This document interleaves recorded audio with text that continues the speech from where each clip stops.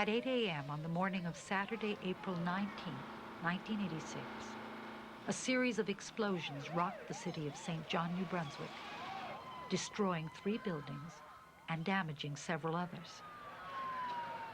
There's gas underground, and you are in danger standing here. Would you please move on? For your own safety. I just made evacuated here. We got a smell of gas in here. Where are they putting the people? Well, it's nice and warm. We can put them over in here for now. It was quickly discovered that 4,000 liters of gasoline had leaked into the sewer system from the underground storage tank of a gasoline station.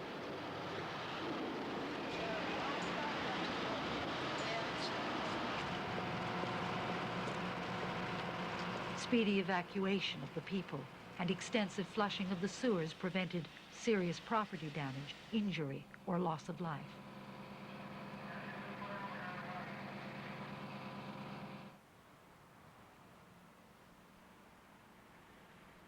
But there's an even more insidious underground danger that seldom makes the TV newscasts. It's the poisoning of our water table by toxic chemicals, a threat which poses serious health risks and once in place is hard to detect and almost impossible to correct.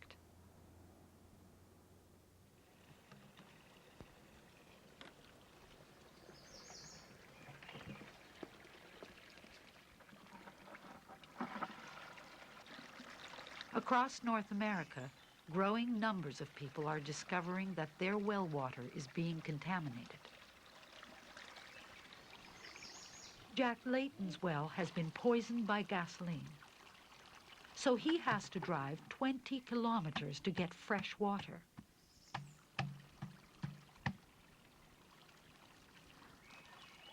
Jack and his family have been living with this problem for over 25 years.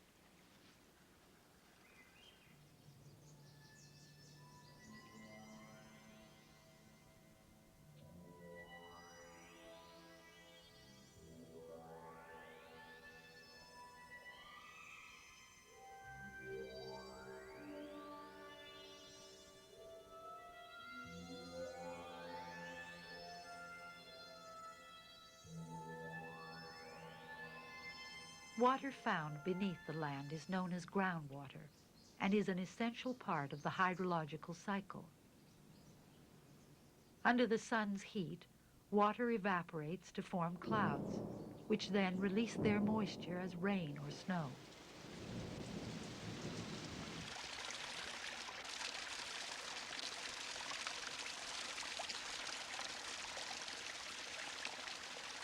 Some of the water will collect in lakes or run off into streams and rivers.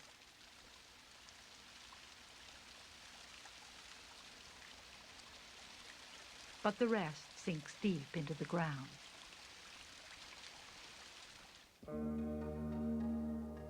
Percolating slowly through the layers of porous soil and rock, it recharges what is commonly known as the water table. This water is always moving, though only at a snail's pace, and will rise to the surface in marshlands, lakes, riverbeds, and in the occasional spring.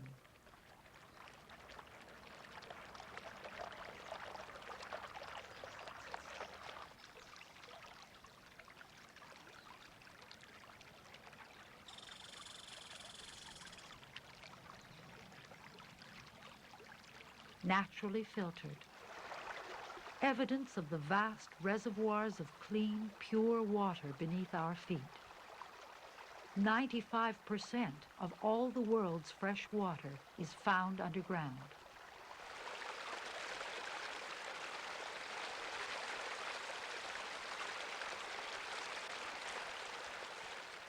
And long after the rain stops and the snow is gone, groundwater is what keeps the lakes full and the rivers flowing.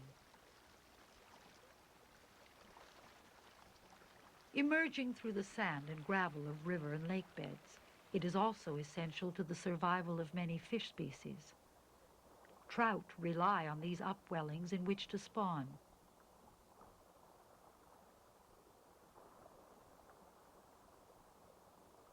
The eggs, being constantly bathed in this mineral-rich solution, survive the winter incubation period because it never freezes. It is the only consistent source of water for wetlands and marshes.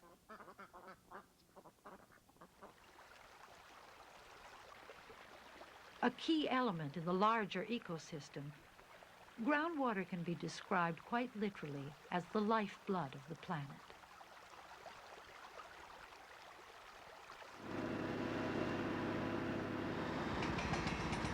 For most of us, this water is accessible by simply drilling a hole in the ground.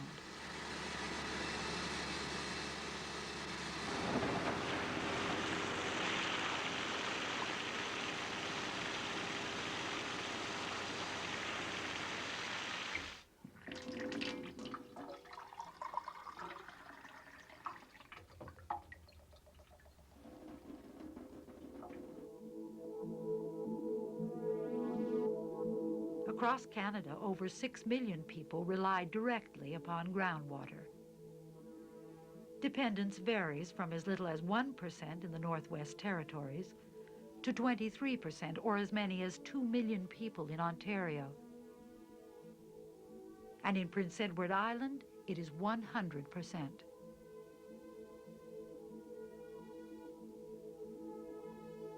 In the United States, 50%, or well over 125 million people, depend on it. But groundwater is now under increasing threat from the millions of tons of wastes that heavy industries are permitted to dump each year.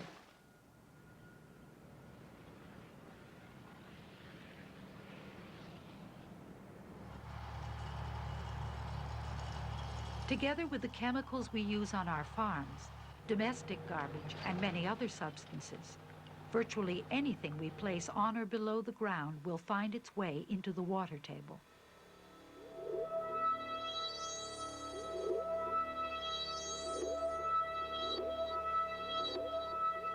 We are now in grave danger of losing our one remaining source of pure water. Groundwater is fast becoming the sinkhole for much of our pollution. And once in place, this pollution is almost impossible to clean up. Here in Ville-Mercier, Quebec, a very expensive attempt is being made to clean up polluted groundwater. An incinerator burns the hazardous wastes produced by the oil refineries located around the city of Montreal. Originally, these wastes were placed in a holding lagoon, but the lagoon had been dug in highly porous gravel, and half of the waste seeped into the groundwater and spread over an area of 30 square kilometers, contaminating the well water supply of 300 families. A new supply of water was piped in at a cost of $10 million. Then, at an additional cost of $8 million, the Quebec government set up this treatment plant to pump the contaminated water to the surface and treat it with an activated carbon material. The polluted water now filtered looks clean, but still contains hazardous material and is unfit for human consumption, demonstrating that even if it is technically possible to solve the problem, the cost is highly prohibitive, which points to the only choice: prevention rather than cure.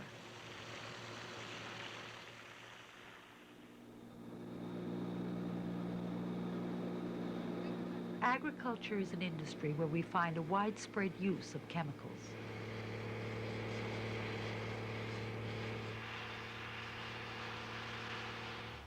In an attempt to get maximum yields, farmers will use up to 14 different applications of fertilizers and pesticides. In the past, agricultural chemical companies and governments led us to believe these products would break down in the environment and become harmless. But we are now discovering their presence in groundwater wherever they are being used.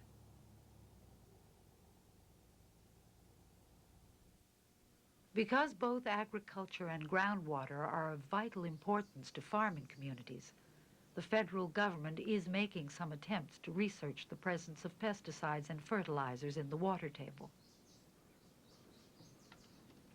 Dr. Richard Jackson, a hydrogeologist with Environment Canada. What we're doing here today is trying to understand the migration and the fate of a particular pesticide called Aldicarb, which is the active ingredient, the pesticide in a commercial product called Temic. And over the years, this particular pesticide has turned up in the well waters and has been of quite considerable concern. Any chemical can be a threat to groundwater if it is three things. First, toxic. Second, soluble. In other words, that it can move with the groundwater. And third, if it's persistent over time, that it doesn't disappear quickly. So when you have these three factors, toxicity, solubility, and persistence, it doesn't matter whether it's an agricultural chemical, whether a fertilizer or a pesticide, or whether it's an industrial chemical. Once it comes into contact with the soil, you have to be very careful with what you do with it, because it could end up contaminating your well or somebody else's well or the well of a whole municipality.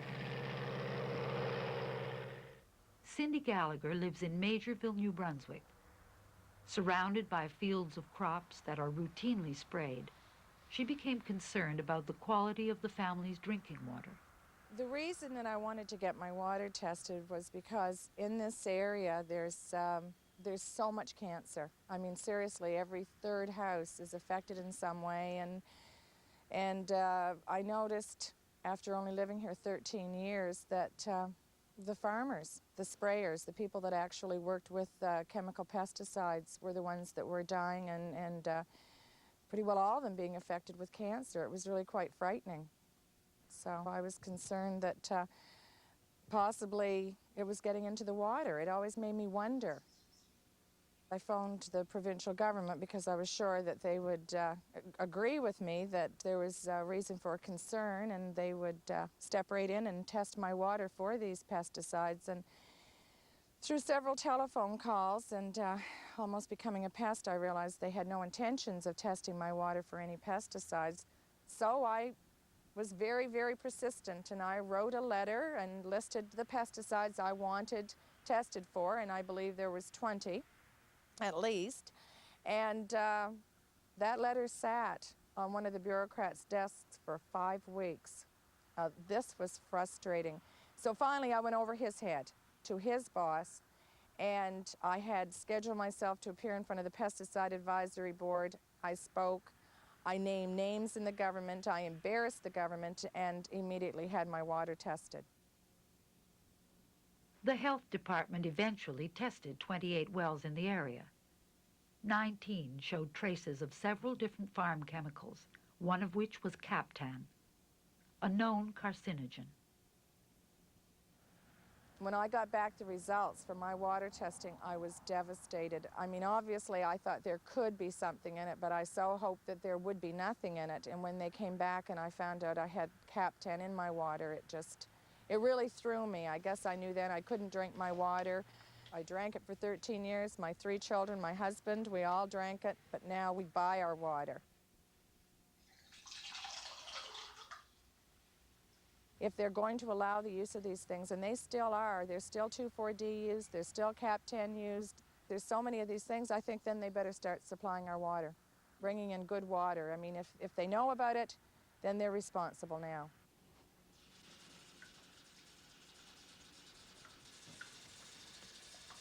People who are concerned about their well water can take samples to provincially controlled laboratories. But because this is a new phenomenon, these labs are generally equipped to test only for bacteria and minerals such as iron, and not for the thousands of synthetic chemicals in common use.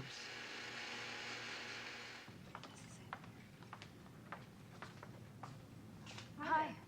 How are you? Fine, thanks.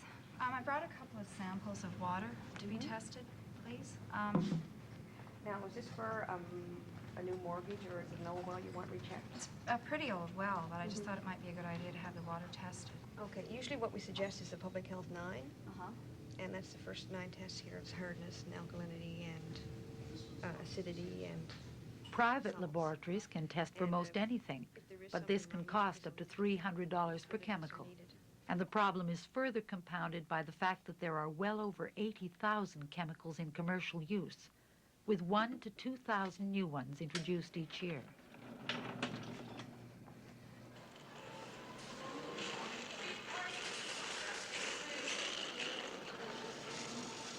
In our consumer society, there are many products that we insist on having to make our life better and living more convenient.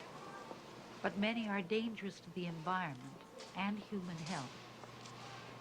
Cleaners, detergents, paint thinners, solvents, and oils are just some of the many products that we use in the home and then, with the rest of our domestic garbage, throw away and think no more about.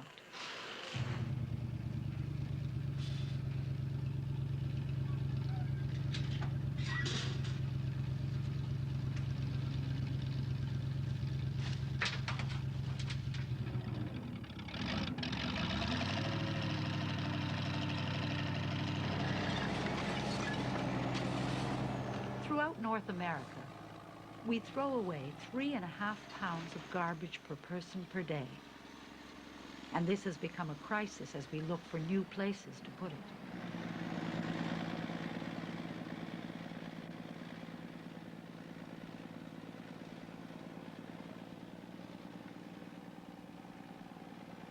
Small businesses and commercial operations are permitted to throw away an even greater variety of toxic chemicals, which also end up in our dump sites. These huge amounts of refuse and chemical liquid waste mix with rainwater to produce a toxic brew known as leachate. It too will seep down into the water table. When a dump site has outlived its usefulness, it is covered over and seeded to make it appear a part of the natural landscape. But underneath, it remains active.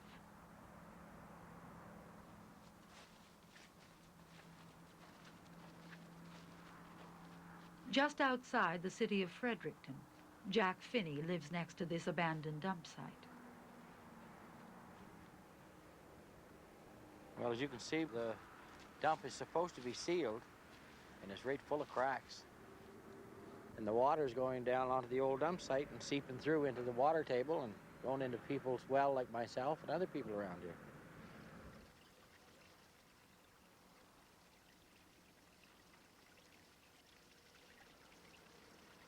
The first time that I noticed it was in about 1979. The water in the house is breaking my wife out in a rash and my granddaughter. And the test on my water found 3 parts per billion of perc. And that's only one chemical. There's been many other chemicals dumped down there that I don't know about or no one else knows about. It's been dumped in there over a period of time, and it could be any one of these, or it could be a combination of them all.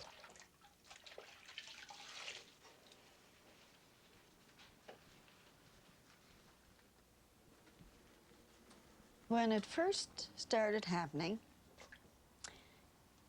it was just these marks on my body and the itch. Well, I had thought it was the kind of soap that I was using, so I changed and I went from one to the other, and it still didn't make any difference. Well, then I started having these little water blisters break out on my face, and they just don't seem to be clearing up. At one time, the city brought the Finneys water, but eventually stopped, leaving the family to cope with the problem alone. Jack would like to take his case to court, but can't afford it. I put 30 years into building a home here, and my house is not worth nothing now on the market. Without good water, it's illegal to even put it on the market. The Victoria General Hospital in Halifax a Center for Toxin Studies, Dr. Michael Moss. As a physician with a special interest in environmentally related diseases, I am referred a number of patients with vague symptomatic complaints, and they tend to wonder whether this was due to exposure to their drinking water. And the kind of symptoms I may be faced with are a history of sore throats, skin rashes, itchy eyes, running nose, anemia, feeling of tiredness. It's simply not possible to attribute them to a particular contaminant in water. We've had fairly good success with doing population studies and animal studies in predicting health effects of inorganic chemicals. I'm talking about metals such as arsenic and uranium. We've had much less success with documenting health effects of industrial chemicals. There are hundreds, thousands of other chemicals which we have no information on whatsoever. In almost every community, there are small generators of hazardous liquids. Auto body, paint and engine shops, and the local garage, to name just a few, use any number of paints, thinners, solvents, and degreasers that are all highly toxic.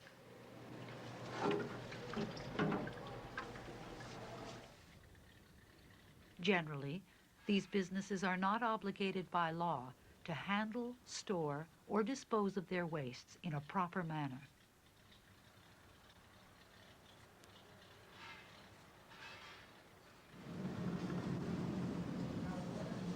A dry cleaner, familiar to all of us and very much a part of our lifestyle.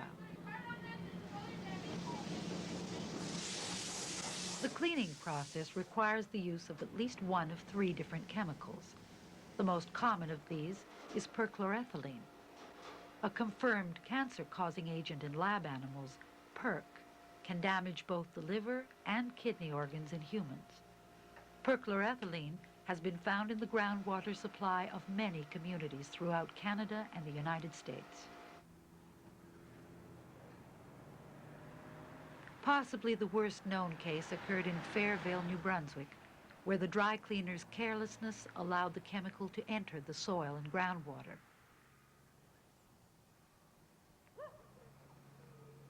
It traveled more than a kilometer underground, polluting the water supplies of 200 families. If it had not been for a resident who was hypersensitive to it, the community could still be using their well water, totally unaware of any contamination.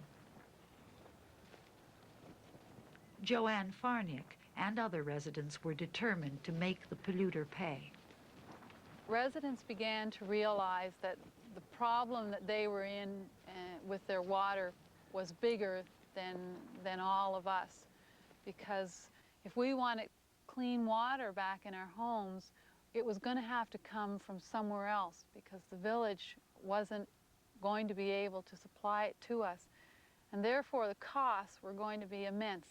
I mean, you can imagine piping in water from somewhere else. So when we met with the department, officials from the Department of the Environment and the minister, we wanted to know where their responsibility was in this. I mean, we as the victims of the contamination, we don't license the product, we don't produce it, we don't have any control over regulations that are involved with the use and the disposal of the product. So when we said, you know, how are you going to help us? You know, quote unquote, he said to us, pointing his finger at us, it's your problem. You deal with it. By pooling their financial resources, time, and persistence, members of the community lobbied government and threatened legal action against the polluter. Eventually, they received a replacement supply of water piped in at a cost of $1 million. However, the groundwater flowing beneath their neighborhood will remain toxic for generations. As in so many other areas of the environment, there is no protection against pollution, nor help if it does occur. In no province are there comprehensive laws designed to protect groundwater. For other parties involved, nobody wanted to accept responsibility for it. because they knew it was going to cost them money to correct. And money became the bottom line.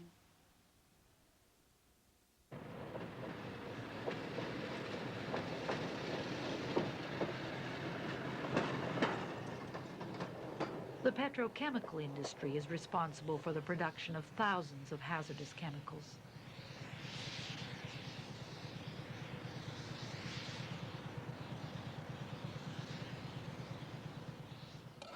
The most common are gasoline and heating oil, which are also the biggest threat to groundwater. Stored in tanks, beneath gas stations, municipal garages, car dealerships, trucking firms, public and commercial buildings, in all there are about 200,000 underground tanks across Canada.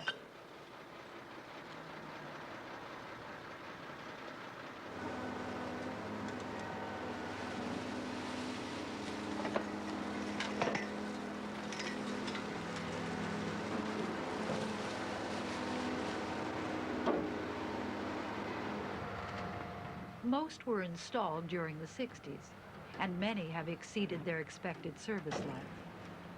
These are gradually being replaced, but estimates are that 10% or 20,000 are still leaking their product, usually through improper installation or rusting. And then there are unknown numbers of abandoned gas stations and tanks across the land.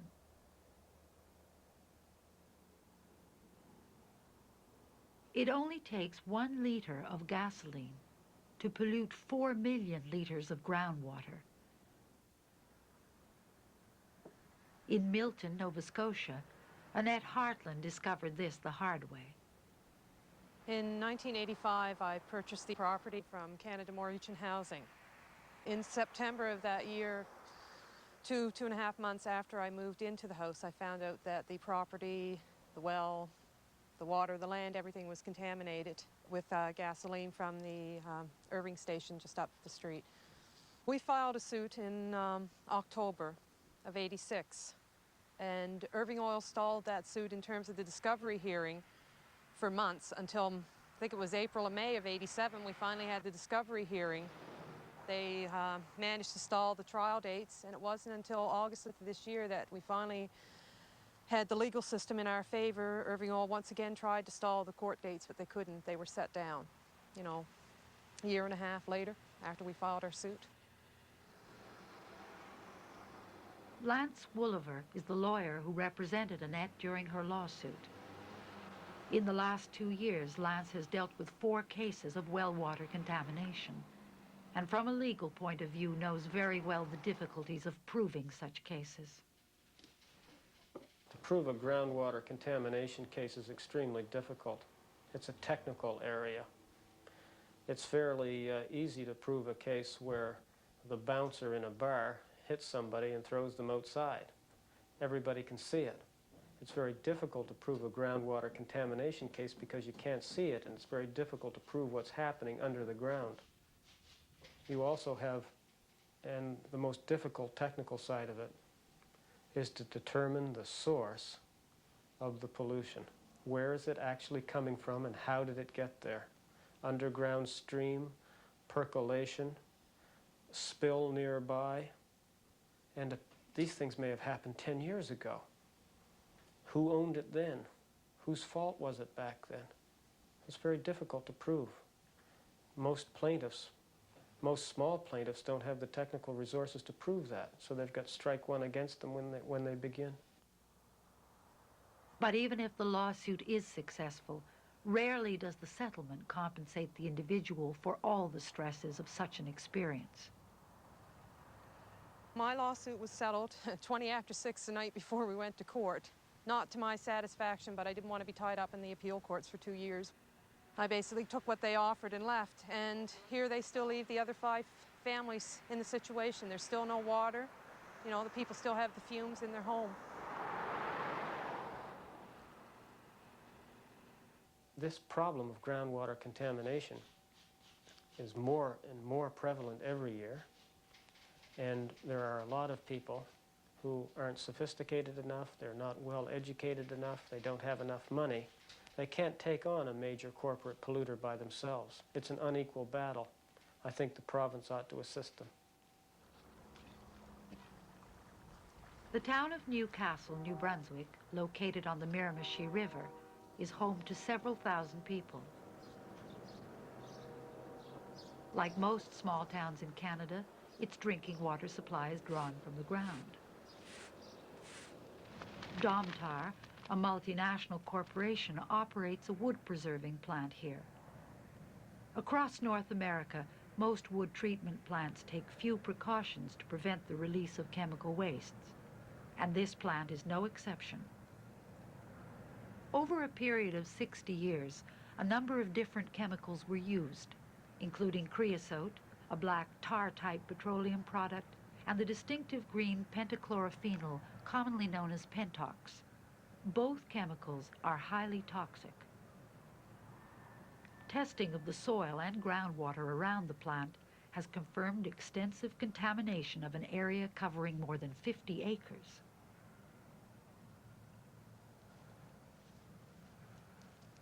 Ben Baldwin, a retired geological engineer, and Betty Whalen, the owner of land adjacent to the plant, have been fighting the company and the provincial government to have the site cleaned up.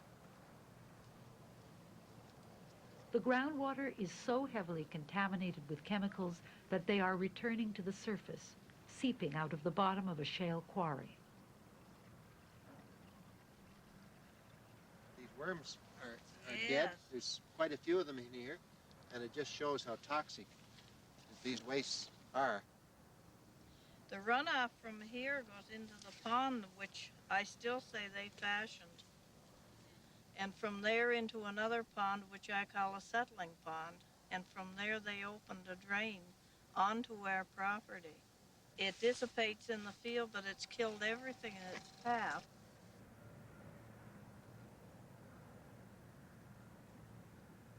I think the problem is health. The possibility and indeed the probability of harmful chemicals getting into the groundwater supply and migrating so far as to get into the town water system. The issue was picked up by the local newspaper. The story broke wide open when the paper printed 20 years of revealing correspondence between the Provincial Environment Department and Domtar.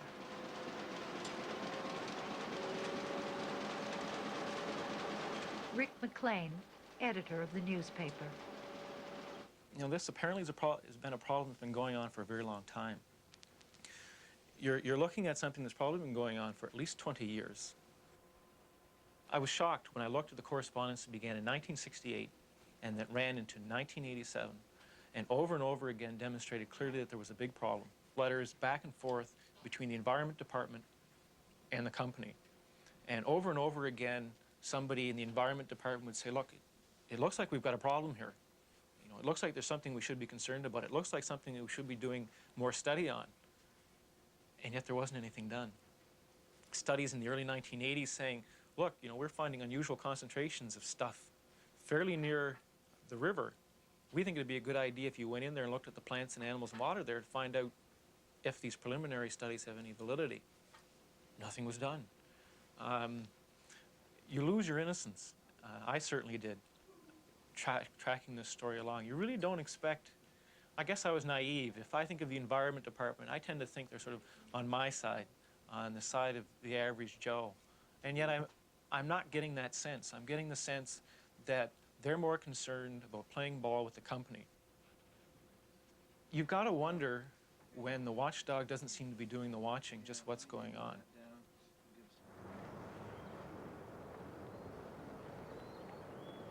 In the summer of 1987, a public meeting was held at which people from the community confronted Domtar officials and members of the Provincial Environment Department. And why are you expecting us to believe what you folks are saying here tonight? These are possible carcinogenic elements that are running loose here. You don't know where they're going, how fast they're traveling. The cat's out of the bag, and you don't know, and you're doing nothing about it. I think if I were you, I would appoint an independent body to handle this, because I think you have really lost credibility. Every bit of reading I have done, there's been excellent newspaper reporting. You have had to be led and pushed all the way to be here tonight. As far as I'm concerned, I really think you are not the body to investigate. People were left to worry about the fate of their water supply because officials had nothing to offer in response to their concerns. This was to be the start of an ongoing battle.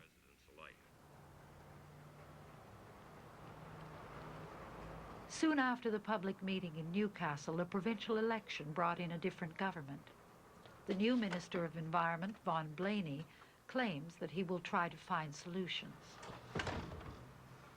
I believe that the ordinary citizen today is very, very concerned and very open to any condition that impacts upon their health, their family's health, and what have you, or the beauty of a community and what have you. And I think because they've become so vocal, and because they become so observant, they're forcing all levels of government and whatever other agencies are involved, corporate industries and so on, to really start to look at their conscience and say, look, we have a problem in a mining area where the effluent is going directly into a river. We have a problem where the storage of wood, the dripping and so on is polluting and contaminated soil. We have a problem of a pulp mill where the air quality is being raped and assassinated, and now people are saying, well, we don't want it that way anymore. The government doesn't have to accept the responsibility of the problem by itself, but it has to accept a tremendous responsibility in correcting it.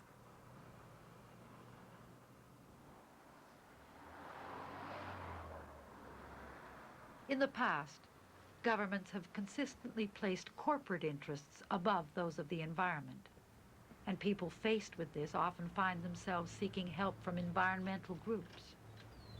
These organizations, funded by private donations, remain free of political or corporate influence. The Conservation Council of New Brunswick has led the fight for the protection of groundwater nationwide. David Kuhn is the policy coordinator. It's very, very difficult and very expensive to try and clean up contaminated groundwater. So the only true solution is to prevent groundwater pollution in the first place. And there are all kinds of technical solutions to do that. But that's only 2% of the solution. The other 98% of the solution is political will, and that's where the challenge lies. And there's a good example of that, which is the case of underground tanks leaking gasoline into groundwater supplies. For a long time, this has been a pervasive problem in New Brunswick and many other parts of Canada. And nothing was being done about it. The Conservation Council began to focus attention on the kind of hardship that families were going through because their water supplies had been poisoned by gasoline. And by focusing public and political attention on this major problem affecting groundwater and affecting people directly, the government now has enacted regulations, and today we see many parts of the country underground tanks being hauled out and being replaced with tanks that are designed not to leak or that are less likely to leak. And without the public pressure, without the public focus, and the public demanding that that happen, those underground tanks would still be there, leaking their gasoline into people's water supplies. Page is there? Mm-hmm. Oh, okay. Yeah, I think that's good. The line will go here. Yeah. We do have the technology to prevent groundwater contamination, so people must demand that government draft and enforce strong laws to control use and disposal of hazardous chemicals. Otherwise, we are headed for very big trouble.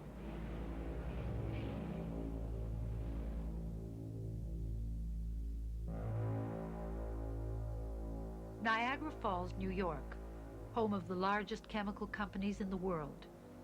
The area surrounding these plants is plagued with waste sites where hundreds of thousands of barrels of toxic liquids are buried beneath the ground. The most notorious of these is Love Canal, where toxic waste resurfaced, forcing the evacuation of more than 900 families. This was a creeping underground menace where hazardous wastes had seeped into basements where the air was impregnated with toxic chemicals, where all of a sudden the health department discovered an increased miscarriage rate, spontaneous abortions taking place, birth defects among children, rashes, and then a result also of what we call neurotoxicity, depression, seizures, and then the resulting anxiety that accompanied all of this.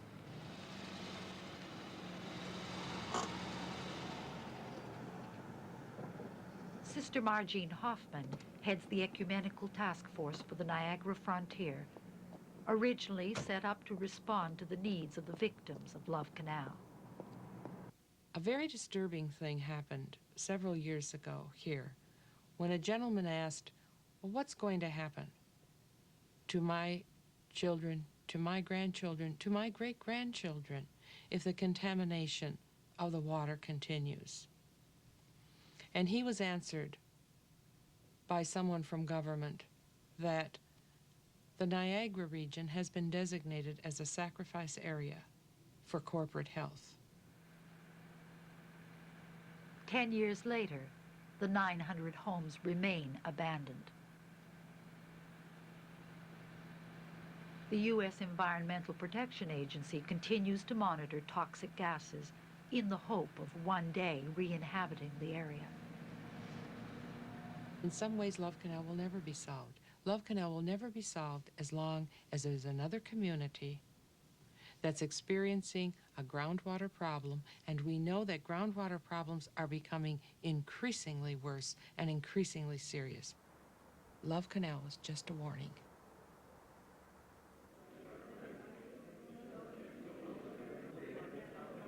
"12 months after the citizens of Newcastle first met to discuss the Domtar pollution, their worst fears have been realized. Mayor Peter Murphy makes the announcement. As a result of the meeting with the health minister yesterday, we shut down the Miller Avenue well because contaminants had been detected. So once again, the citizens confront representatives of the town and the provincial departments of health and environment, desperately looking for facts, for some acceptance of responsibility, and for solutions. Are we talking about a long-term thing? Are the people here going to be facing some sort of water rationing for a couple of weeks? Are we talking a couple of months? Or at this point, is it open-ended? We will look until we find it. If we can't find it and all our samples stay clear, then it will be the Department of Health who will say when they are confident that they feel the well can be used again. How long before that well may be reopened and the situation returned to normal in terms of people using their water? That can better be answered by people from the Department of Environment who are doing the Whoever testing. knows. I'll interrupt. I can tell you how long. At least a generation. And I defy you to contradict that remark.